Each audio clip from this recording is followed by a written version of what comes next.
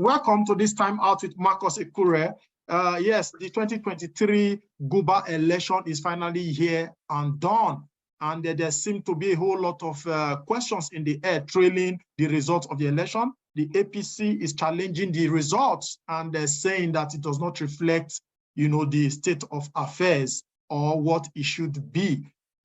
Today, we are going to be discussing and interrogating issues surrounding the just concluded gubernatorial election. And joining me all the way from Abuja to discuss this is my very good friend and brother, the person of Frank Oseya, Esquire. He's a lawyer and an aide to a legislative aide to Barrister Honorable Ben Ibakba, who is representing the Ethiopia Federal Constituency at the Federal House of Representatives.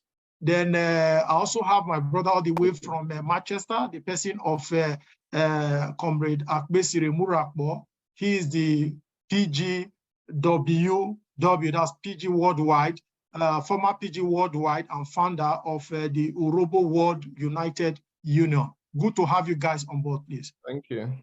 All right. Now, very quickly, okay, I'll start with Akbesire. Considering the outcome of this just concluded gubernatorial election, do you think it actually reflects the will of the people, Comrade Akbesire? What do you think? To some extent, it reflected the will of the people, and to some others, it's normal in every electoral election. There is more of election, kind of like a personal interest.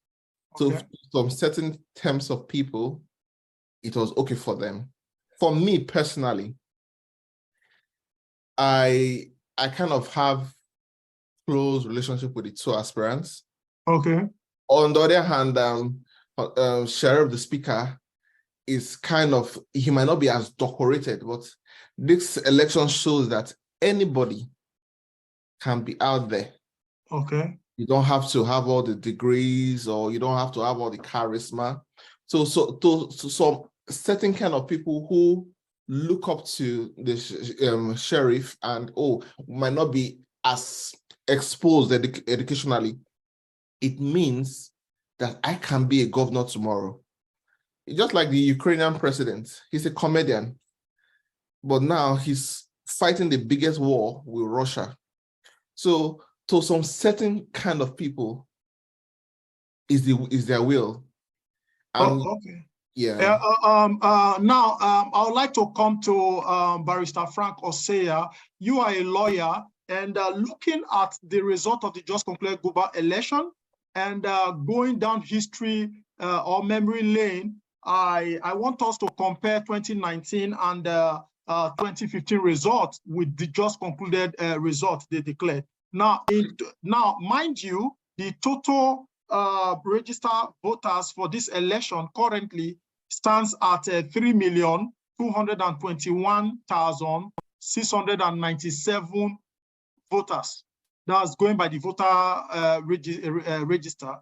Then in 2019, Okowa of the PDP polled a total of 925,274 votes to win with a total of 23 LGAs, while Ogboru of the APC polled a total of 215,938 votes to win just 2 local governments. That was in 2019. Then in 2015, Okowa polled a total of 724,880 votes, while Ogboru polled a total of 130,000 votes. Now, comparing these two, you'll find out that the just concluded Guber election, the total number of voters that voted on that very day, is not even up to, was not even up to 800. So where does that put us in the light of the democratic system of government we claim to be practicing? Barrister Frank Oseya. Yeah, like we said earlier, the discrepancy between our previous election, the discrepancy in figures between our previous election and this one can be attributed to the introduction of the beavers machine. Okay. So we can confidently say that there is some level of improvement in terms of credibility of our elections. Okay. However, there are still some sore points having to do with voter apathy. Okay. And we also mentioned the factors responsible for voter apathy. One of which is that Nigerians still feel very disenchanted that the system is not free and credible enough. And so they feel discouraged that every election cycle is like waste of their time. Okay. That no matter what they do, it doesn't reflect their will. The state managers will still declare results for their minions, for those who they like and all of that. So this sentiment is still very there. And this, we need a lot of work to do. Thank God we have moved away from the past. We are no more having these humongous figures they call Sokoto votes.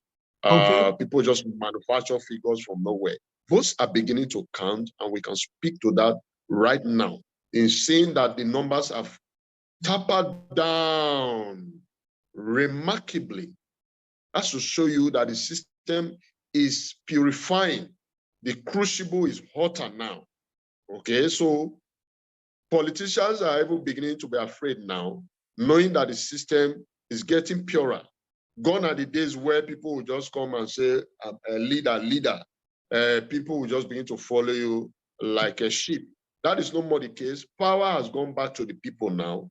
Power, there are people now have the power, ultimate power to employ or sack, their leaders, political leaders at will.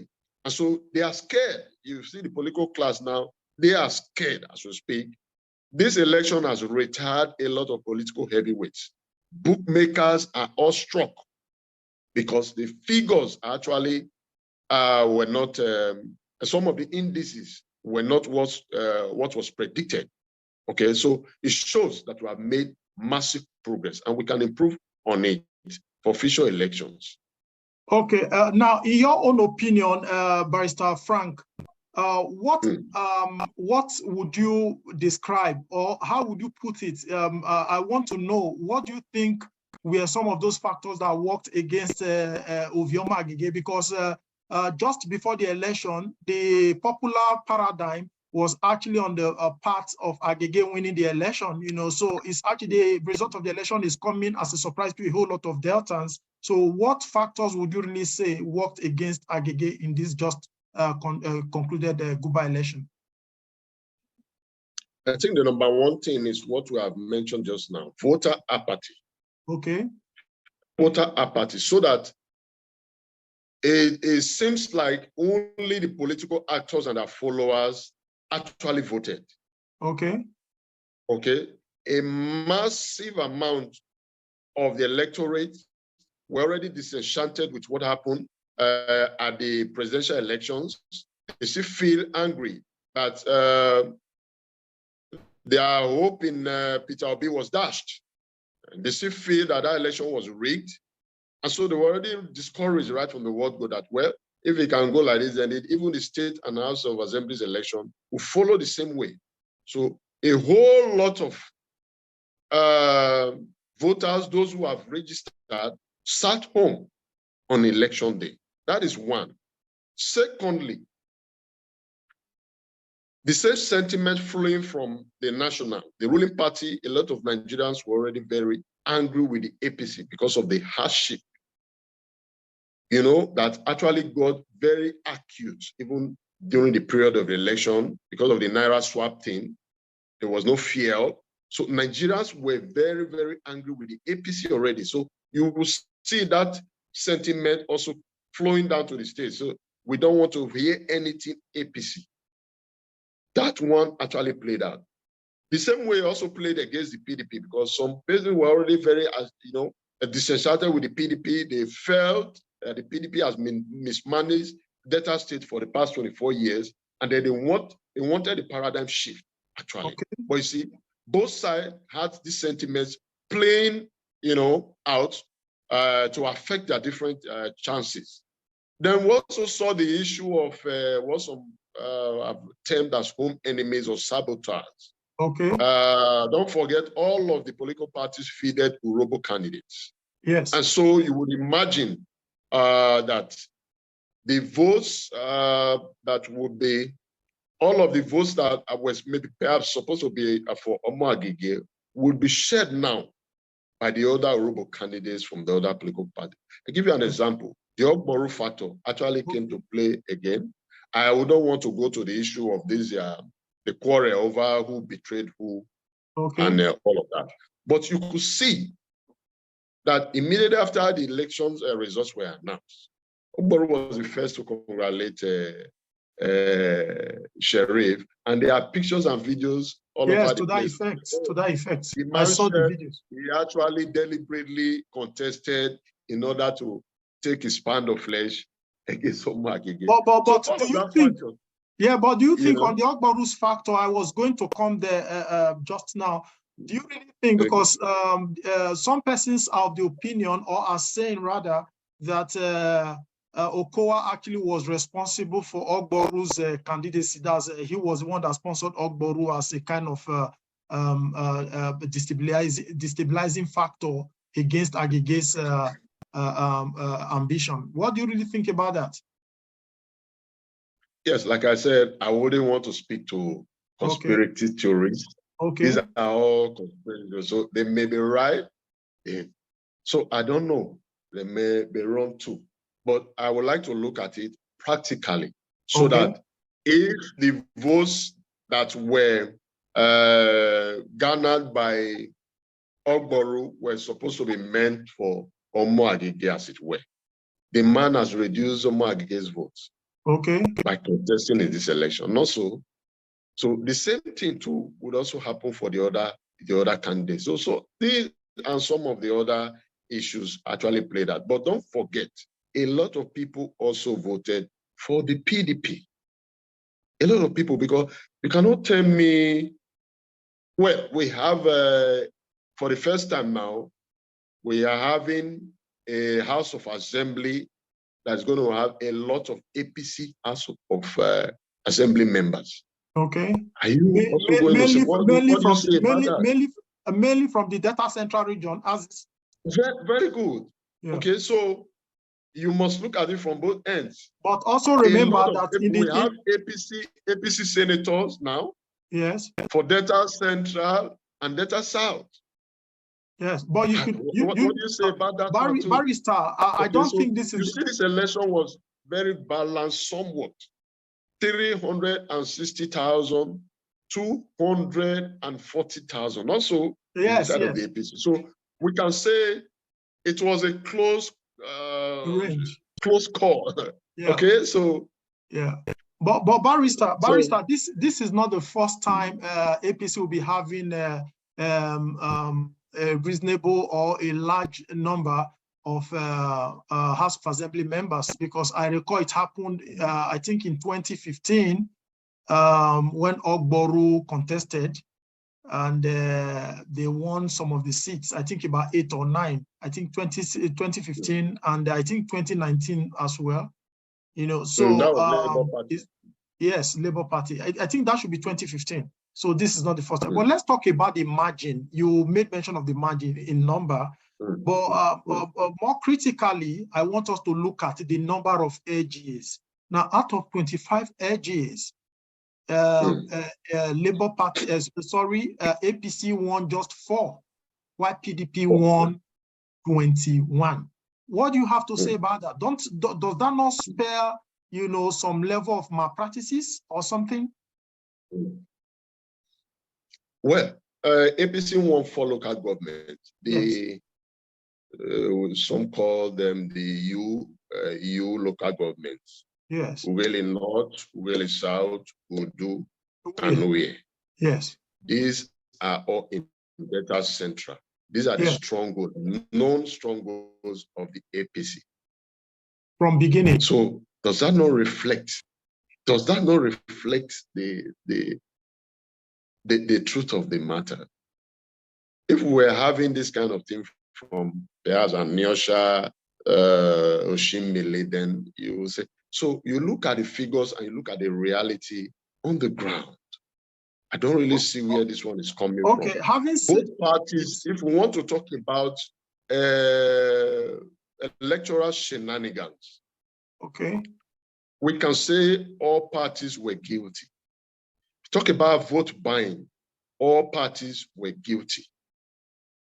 And you know, the kind of vote buying that happened this time is such that you cannot even prove, it will be very difficult to prove in court. Yeah, monies were given to voters before election. Yes, Barrister Seya, you are just a bit ahead of me. You know, I was actually going to come to the legal implication because the APC most probably would head to court. You know, what do you think is the legal implication, you know, in this regard? Do you think APC has a chance or chances of getting victory at the court? Again, I wouldn't want to foreclose them as a lawyer. Okay. And I wouldn't want to preempt that move. I saw the press release from one of the senior aides to the DSP, making it very clearly that they are heading to court, well within their right. Fine and very okay. It's just like well, you know, I'm an obedient. Maybe you didn't know. Obi to us won the elections and they asked us to go to court, and we are in court now. So everybody has a right to go to court. If you feel cheated, you are well within your rights to go to court. It's part of democracy. And the other thing is, well, whether you'll be able to prove your case or not, it's a different kettle of fish. And we leave that for the courts. Okay, now finally, Barrister Frank, I want to, talking about at some point in the history of democratic system of government, that's talking of since from 1999 to date, we started hearing of things, issues like Ibori family, Ibori's family, Ibori's family, Ibori's political family, you know. In the light of the current state of affairs right now, that Ogboru is now fraternizing, seen to be fraternizing with the Okowa's factor, you know, and there are insinuations too on air that Ibori worked against the PDP this time around, you know.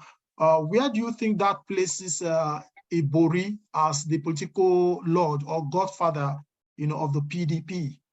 Do you think power has shifted hands to Okowa?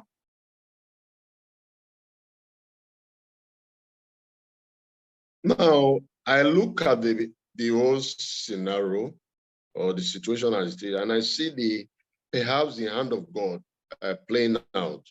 Okay. You know, I've always believed in, even so people say politics is a dirty game and all that, I still believe the hand of God in our politics. There are certain things that happen that have divine, you know, fingerprints. If you look at the landscape, political landscape of Delta State right now, it has been completely reconfigured. There are people who moved from the PDP to the APC last minute before election. Of course. Same way some moved from APC to PDP. Yes. Those who moved from APC to PDP will be described as fortuitous today now, fortunate, not so. And then those who moved from PDP to APC, in the words of my friends, say they are stranded big cappies.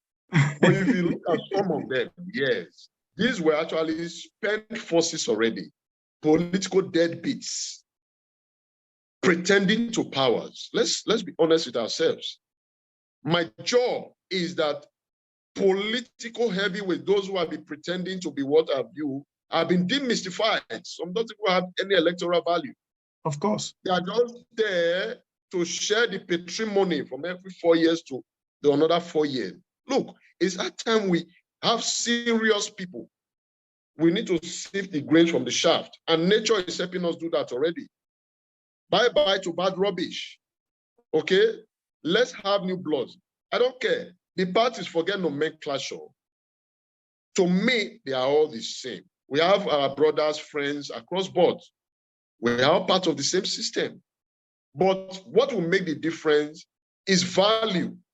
Personal value that you bring to politics will make the difference, whether you perform well, whether you do well, whether the people will like you or not. Values.